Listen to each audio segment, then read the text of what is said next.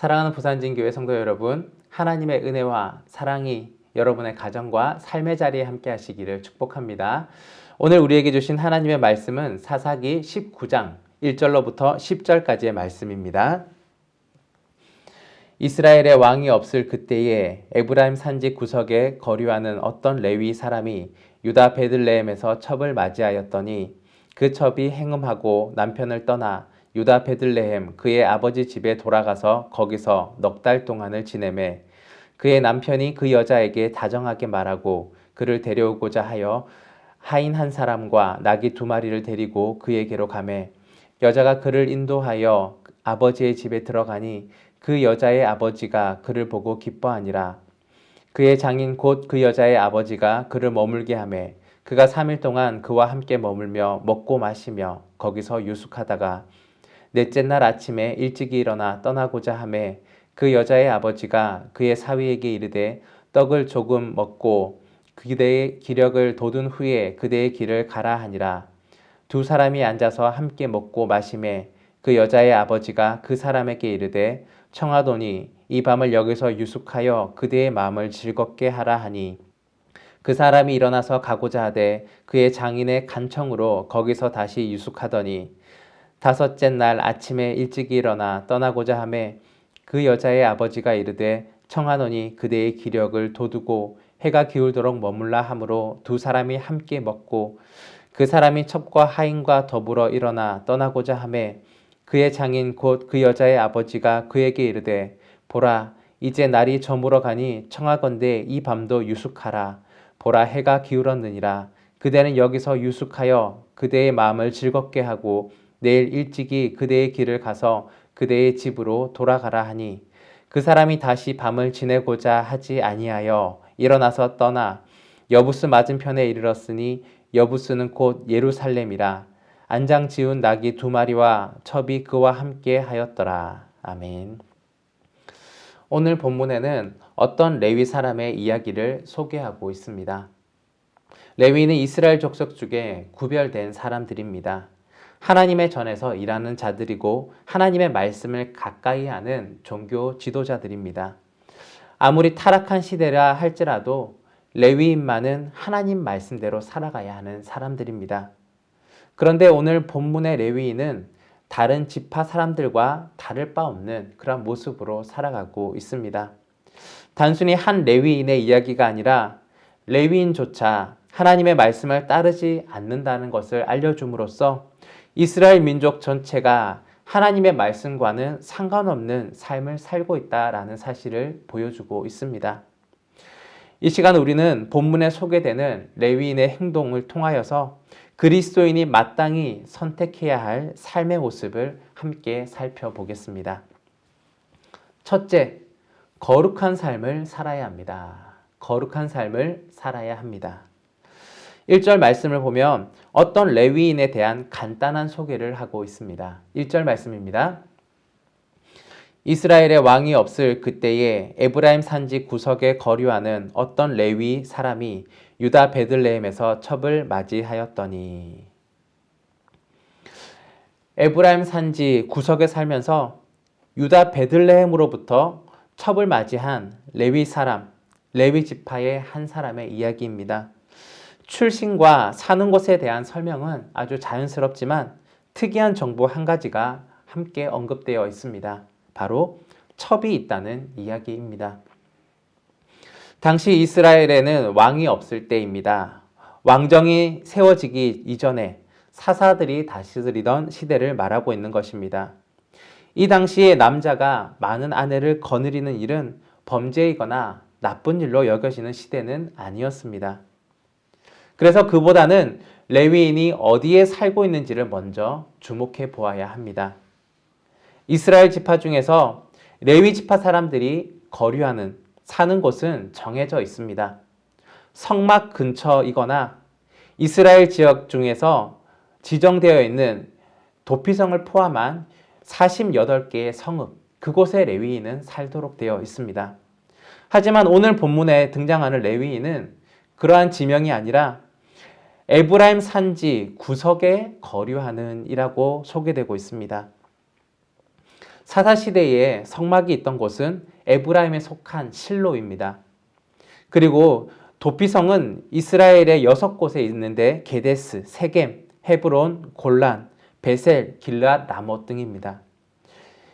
에브라임 산지 구석이라는 표현은 레위인이 살아야 할 그러한 땅이 아니라는 것입니다. 이것은 레위인이 레위인으로서 하나님을 섬기는 소임을 하지 않고 있다라는 것을 알려주고 있습니다. 하나님을 향한 신앙의 최후의 보루인 레위인조차 하나님 중심의 삶을 살고 있지 않다라는 것을 우리에게 알려주고 있는 것입니다. 이러한 문맥상에서 이 레위인이 베들레헴에서 첩을 얻었다라고 이야기하고 있습니다. 본문에는 첩을 둔 이유를 상세히 설명하고 있지는 않습니다. 하지만 아마도 문맥상의 그 뜻을 살펴볼 때에 성적인 면에서도 하나님 중심의 삶에서 멀어진 그러한 레위인의 모습을 말하고 있는 것으로 보입니다. 누구보다도 거룩한 삶을 살아야 할 레위인이 거룩한 하나님의 성막에서 떨어진 곳에 살고 있고, 윤리적인 면에서도 첩을 얻어서 거룩에서 멀어진 삶을 살고 있는 모습을 말하고 있는 것입니다. 우리는 그리스도인입니다. 우리는 하나님 안에서 살아가는 사람들입니다. 하나님과 상관없는 삶을 산다면 그것은 그리스도인이 아닐 것입니다. 우리의 삶의 영역은 언제나 하나님의 전이 되어야 하고, 우리의 생활의 중심, 우리의 윤리적인 삶도 하나님의 말씀을 따르는 삶이어야 합니다. 삶의 영역과 생활의 중심이 거룩한 사람, 그러한 사람이 바로 그리스도인입니다. 사랑하는 여러분, 하나님을 섬기며 하나님의 말씀을 따르는 거룩한 삶을 살아가시기를 바랍니다. 둘째, 부정한 것을 제거해야 합니다. 부정한 것을 제거해야 합니다.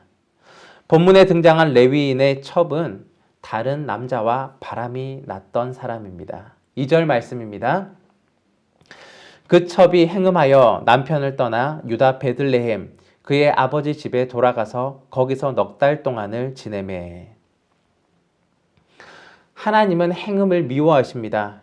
그래서 모세를 통하여 주신 율법은 행음하지 말 것을 강력하게 경고하고 있습니다.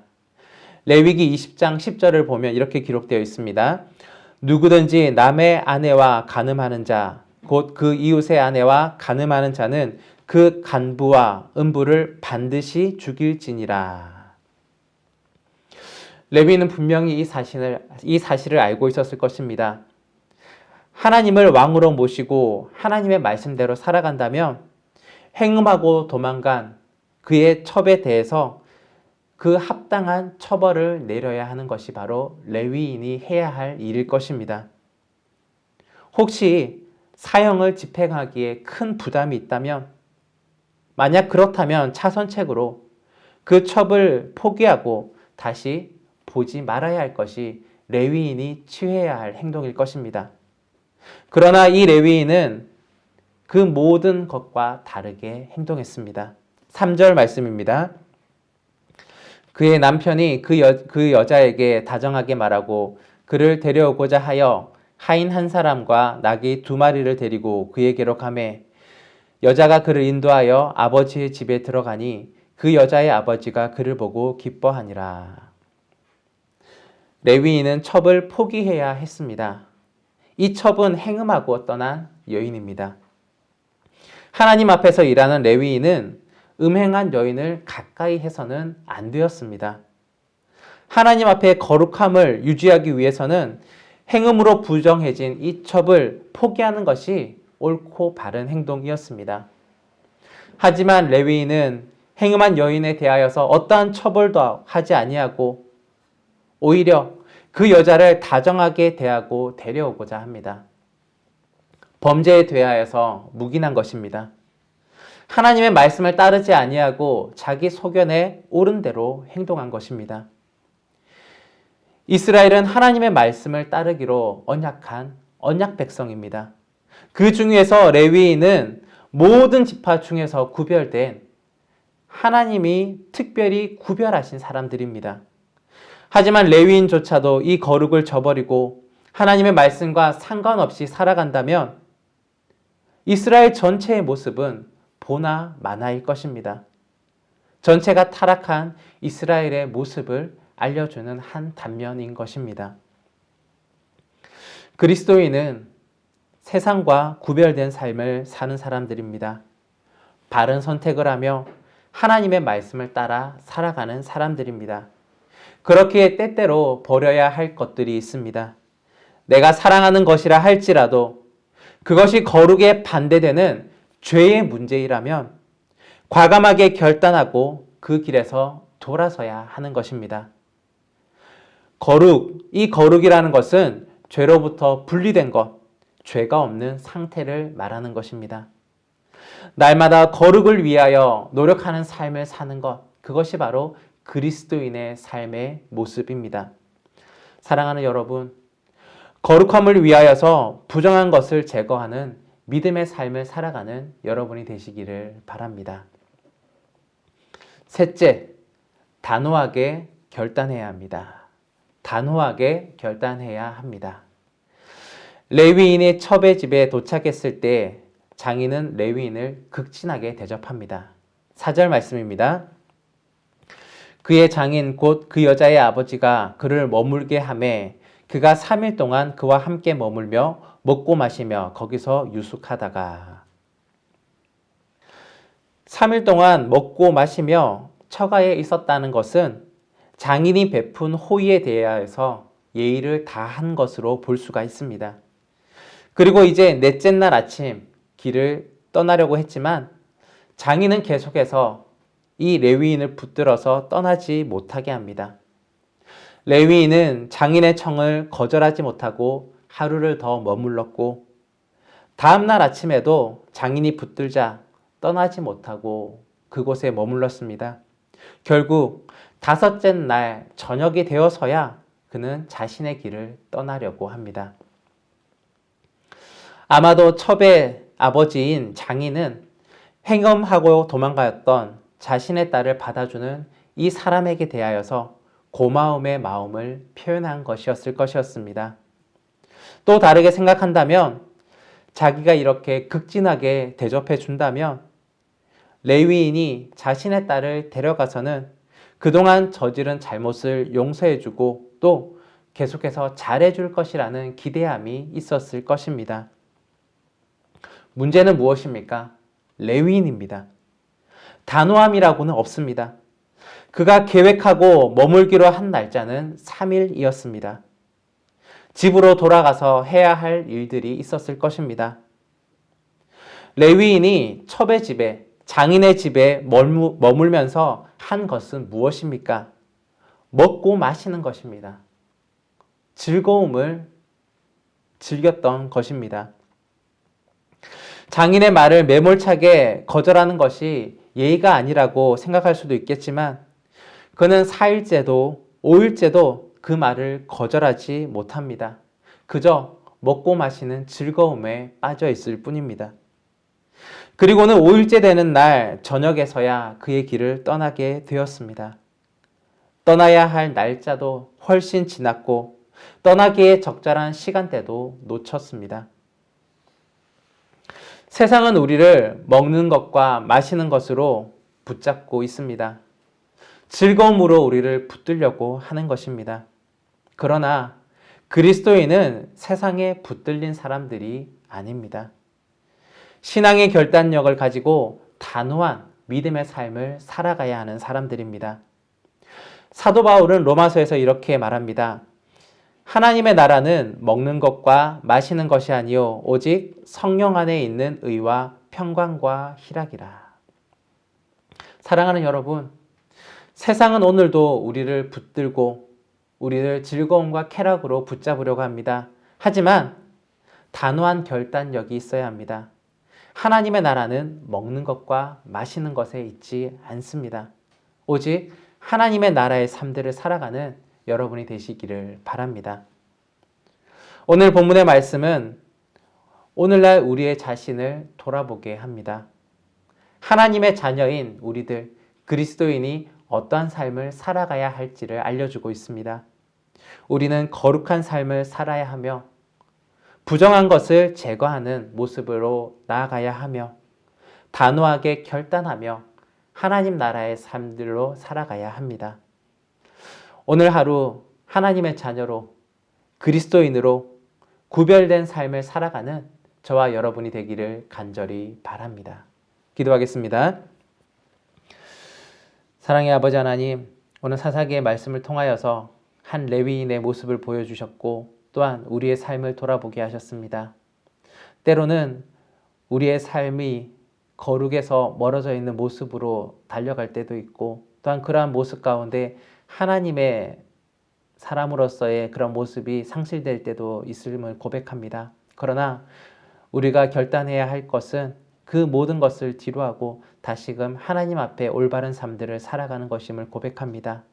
하나님, 우리가 거룩한 삶을 살아가며 부정한 것들을 제거하며 또한 단호하게 결단하며 하나님의 백성으로서의 온전한 모습으로 살아갈 수 있도록 도와주시고 또한 함께하여 주옵소서.